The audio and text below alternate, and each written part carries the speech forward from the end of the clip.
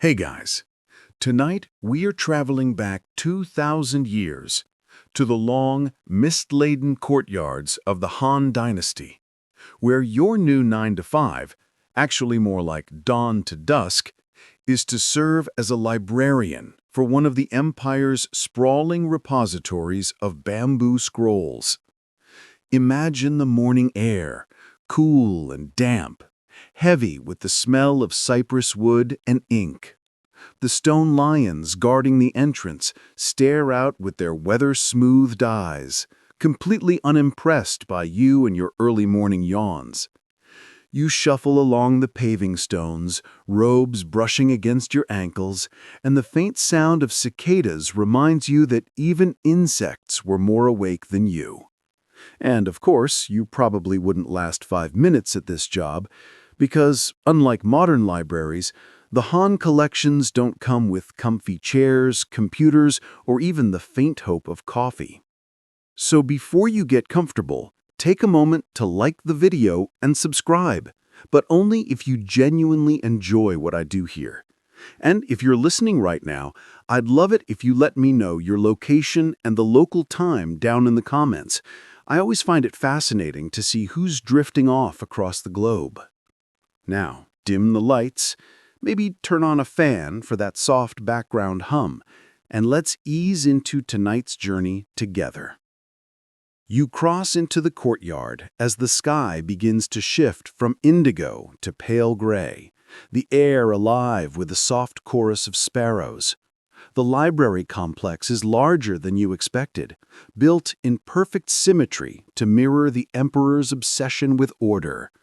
Rows of roof tiles curve upward at the corners, each one like a frozen wave. You hear the creak of gates as the first attendants arrive, yawning much like you, though with a bit more discipline. They know how serious this work is. After all, this isn't just a place for reading.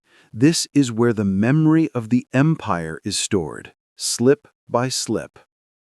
Historians still argue whether the Han government truly intended these libraries to serve the common people, or whether they were mostly showpieces for the court. You, however, aren't debating policy, you're just trying not to trip on your robes while climbing the steps. A senior scribe eyes you with suspicion, as though you've brought the dust of the outside world into this sacred place. And dust, in fact, is enemy number one here. Dust, mold, and the occasional cricket who decided to snack on bamboo fibers. Inside the courtyard, the morning routine unfolds like clockwork. The incense burners are being lit at the entrance. Their thin spirals of smoke drift upward, mixing with the dew and catching shafts of weak sunlight. Someone mutters about how the last storm loosened a few tiles, and if they fall onto the shelves again, the scrolls will be ruined.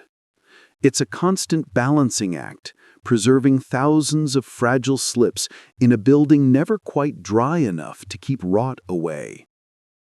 You walk across flagstones worn smooth by centuries of scholars' feet.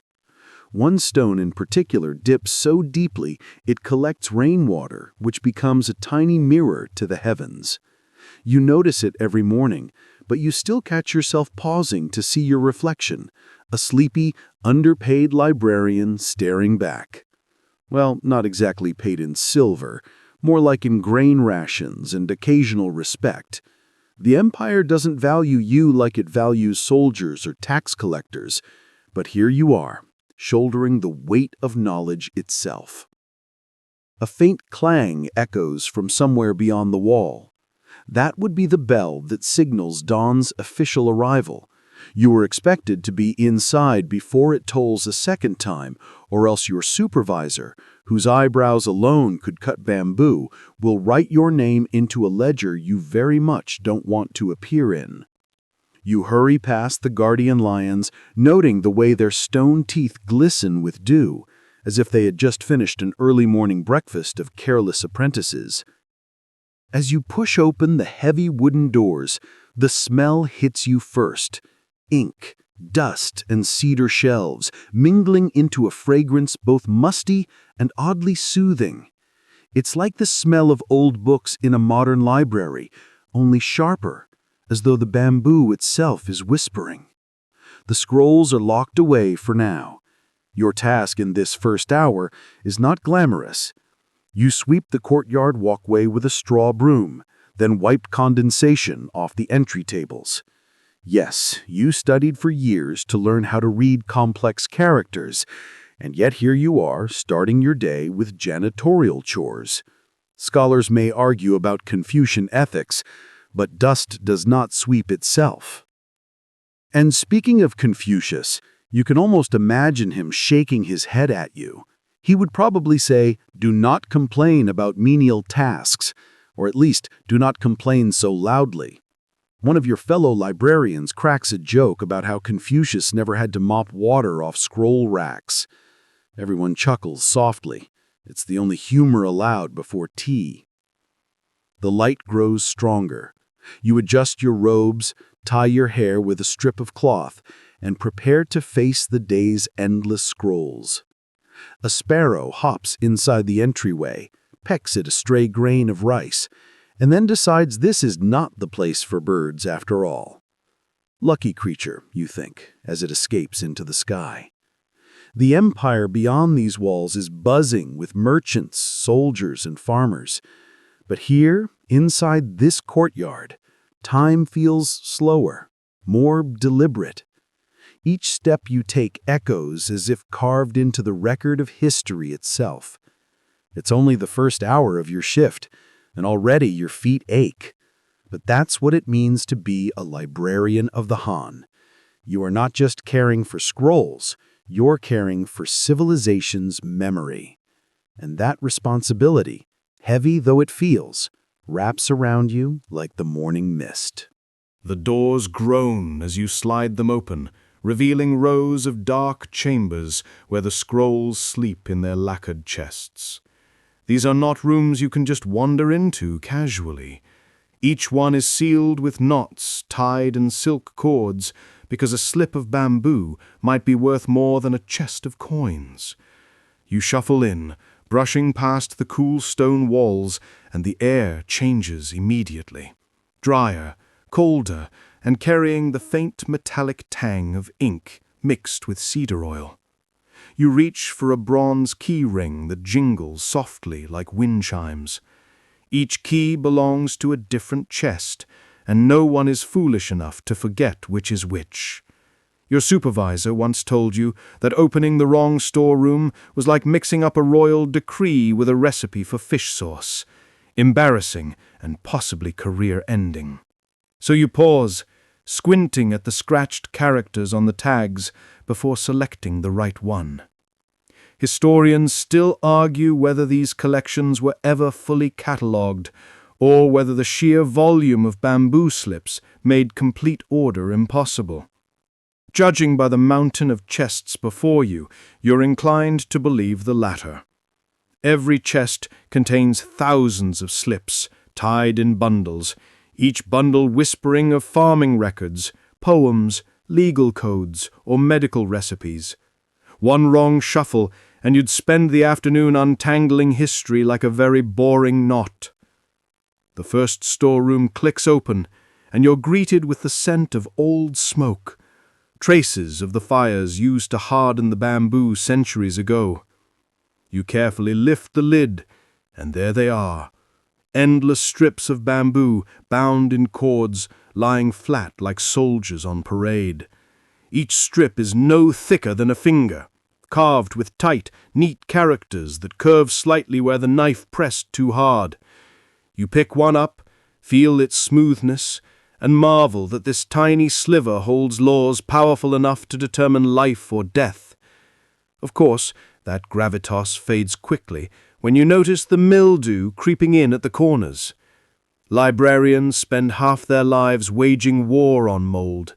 Goose feather dusters, sunlight carefully angled through windows, cedar shavings packed between the chests. Yet still the spores return, stubborn as tax collectors. You mutter a complaint, though quietly, since your voice echoes through the room like an accidental gong. One of your colleagues, already inside, is kneeling before another chest, muttering curses at a bundle whose silk cord has frayed. He looks up, sighs and jokes that if the empire collapses, it will be because a slip about chicken-raising schedules disintegrated before anyone copied it. You laugh, but softly.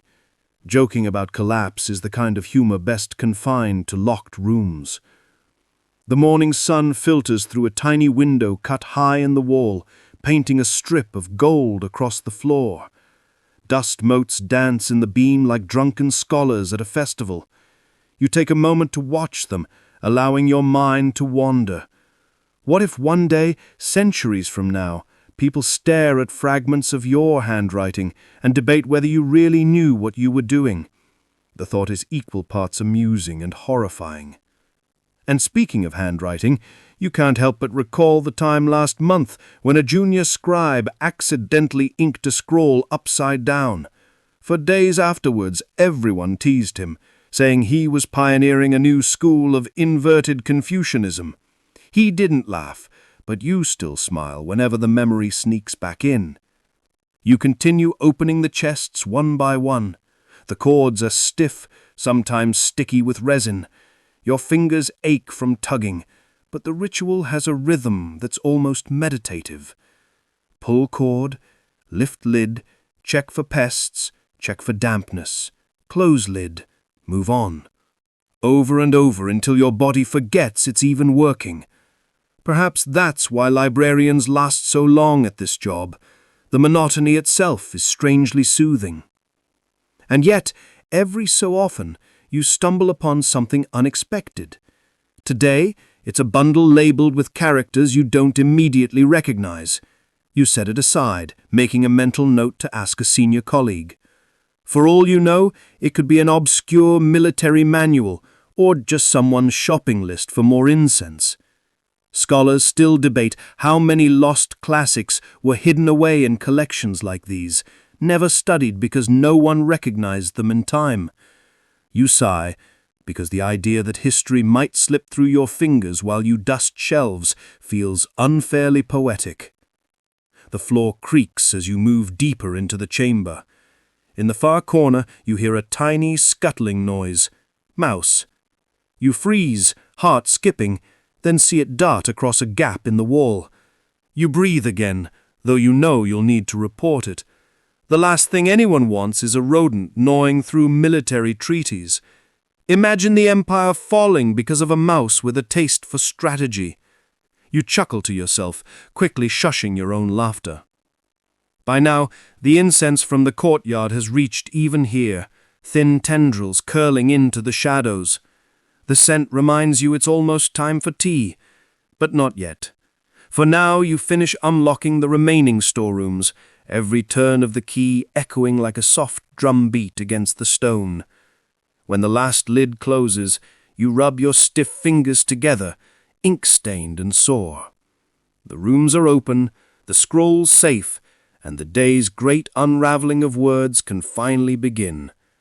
You step back into the hallway, blinking against the sudden brightness. Your robes smell faintly of cedar, dust, and just a hint of mildew.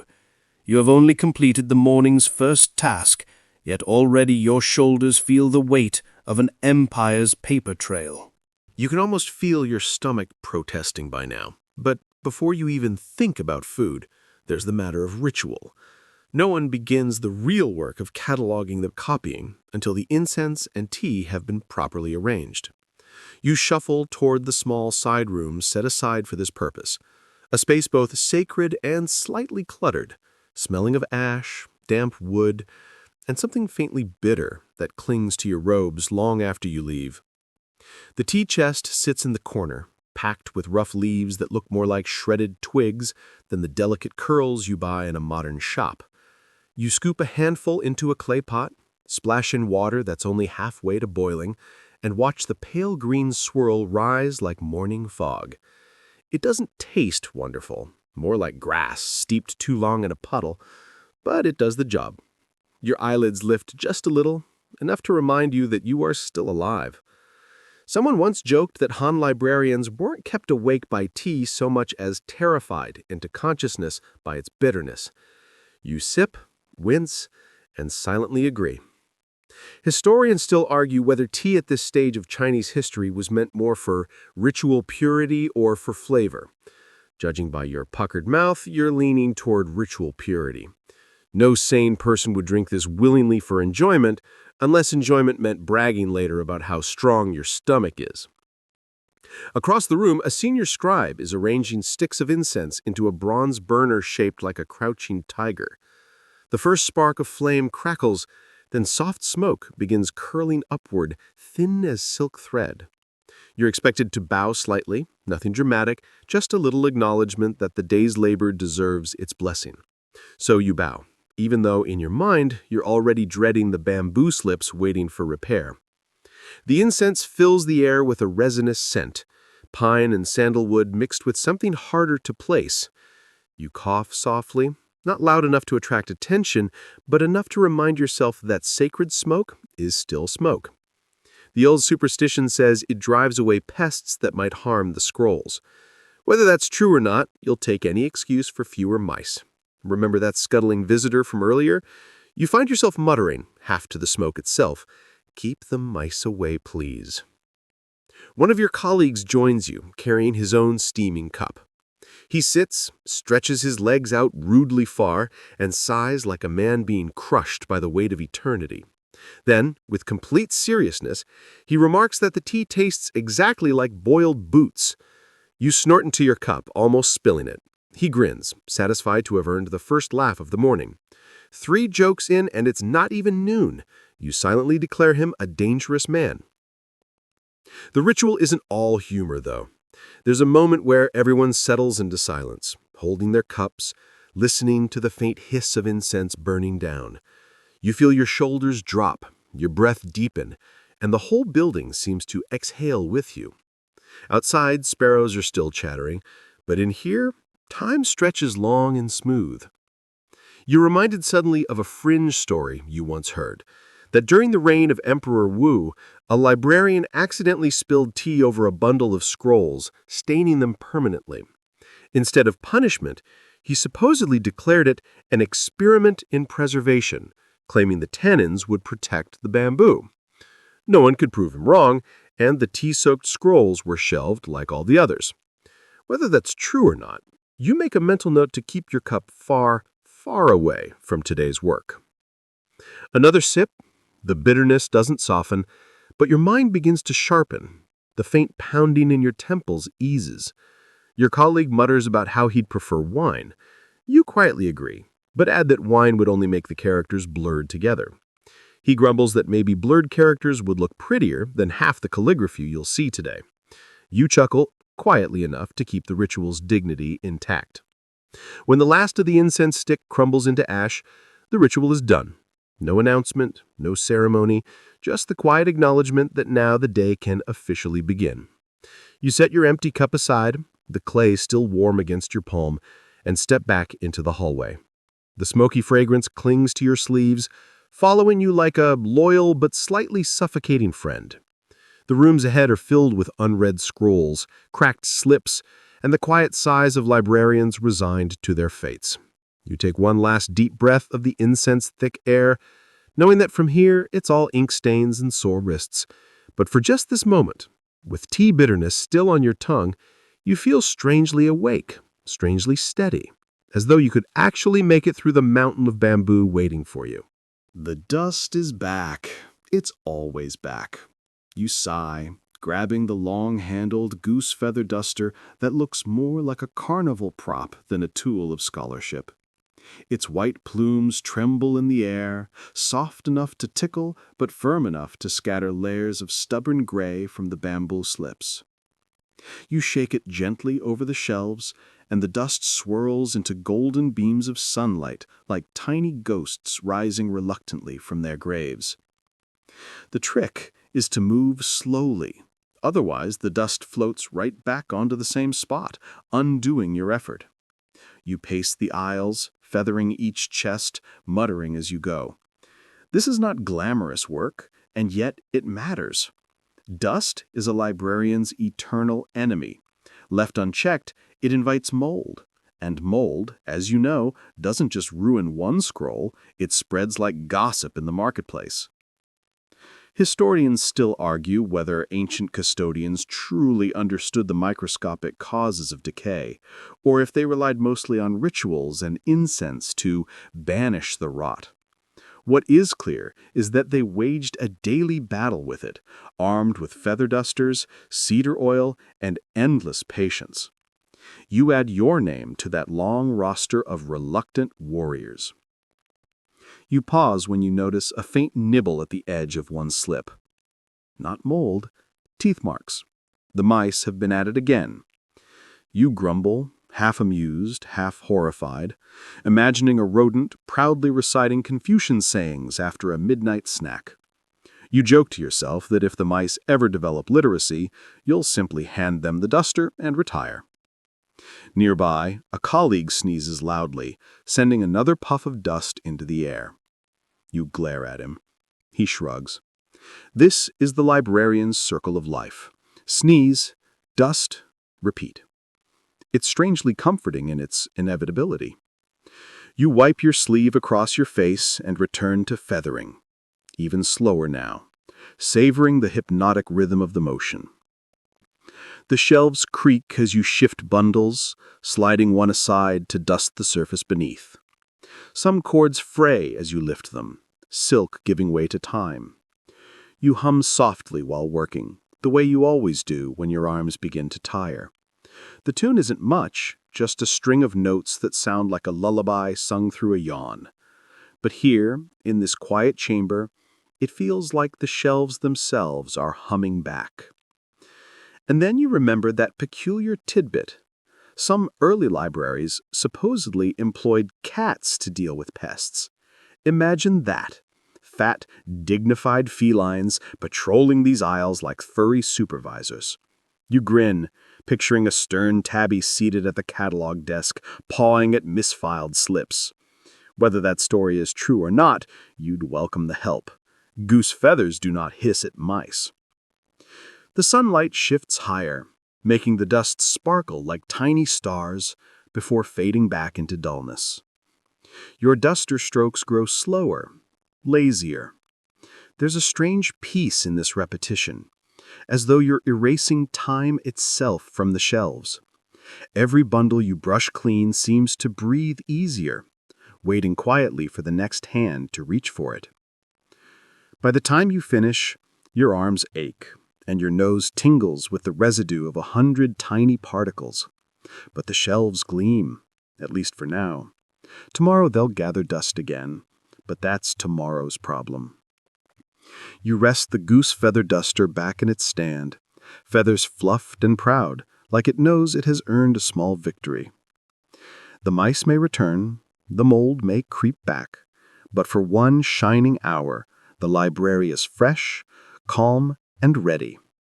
You stretch, yawn, and smile faintly, content with this small, quiet triumph. The silence breaks with the shuffle of sandals and the low murmur of voices.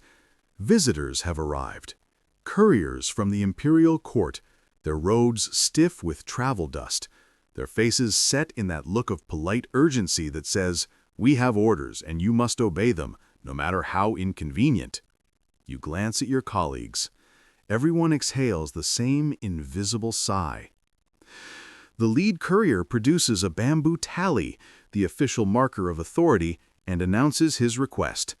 Military treatises, obscure volume, third chest of the western storeroom. His tone implies he knows exactly what he's asking for, but you've been here long enough to recognize the truth. He barely knows what's inside these walls. To him, the scrolls are interchangeable bundles of bamboo. To you, they're a maze. You shuffle off toward the storeroom, trying to recall where you last saw the requested title. Was it under the section on siege ladders or buried next to agricultural reports? Historians still argue whether the Han classification system was brilliantly logical or hopelessly confusing. Standing in front of rows of nearly identical bundles, You lean toward the ladder. The courier follows close behind, peering over your shoulder as though suspicion alone will conjure the scroll faster. You mutter, more to yourself than to him, "If the Empire depends on me finding this within the next hour, we're all in trouble." He doesn't laugh. Couriers rarely do. You rummage through chest after chest, fingers tracing chords, lips mumbling titles. At last, tucked between two unrelated works, astrological charts on one side, farming tax reports on the other, you find it. A slim bundle with characters so faded you wonder if anyone has opened it since your grandfather's time. The courier snatches it eagerly, bows, and vanishes as quickly as he arrived. No thank you, no acknowledgement of the dust still clinging to your sleeves. Another visitor steps forward. This one is less impatient, a scholar from the provinces with ink stains on his fingers and excitement in his eyes. He requests a commentary on music, some obscure section on how zithers were tuned 2 centuries ago. You raise an eyebrow, half amused. Out of all the knowledge in this building, he wants that. Still, you lead him to the shelf, dig through another chest, and hand over the bundle. He bows deeply, grateful, before shuffling off to the reading room. You can't help but like him better than the courier. And then comes the strangest request of the morning. A minor clerk insists he needs a scroll on dream interpretation, claiming it's crucial for the emperor's astrologers. You stifle a laugh. Imagine the fate of the empire hinging on whether someone dreamt of 3 geese instead of 4. Still, you find the scroll, its edges ragged, its text filled with cryptic notes. You pass it over, wondering silently if the stars themselves are rolling their eyes. These moments remind you that the library is not just a tomb for old words. It's alive, constantly pulled and prodded by the needs of officials, scholars, and the occasional superstitious. You are the silent hinge that connects them all, and though it can be tedious, there's a secret satisfaction in being the one person who knows exactly which dusty chest holds the answer to a question no one else can solve. The visitors leave one by one, scrolls clutched to their chests. The courtyard quiets again, though the air still hums with the faint echo of their footsteps. You return to your mat, rubbing your temples. Your day is only half done, and you already feel like you've carried the empire on your shoulders, hidden not in swords or coins, but in words inked onto bamboo. The inkstones are lined up like soldiers, black and squat, waiting for the day's first drops of water. You kneel at the low table, set out your brushes, and already your fingers twitch with the memory of yesterday's work. Copying is not glamorous. It's not even particularly comfortable, but it is the heart of your life here. And without it, the empire's memory would fade faster than dew on the tiles outside.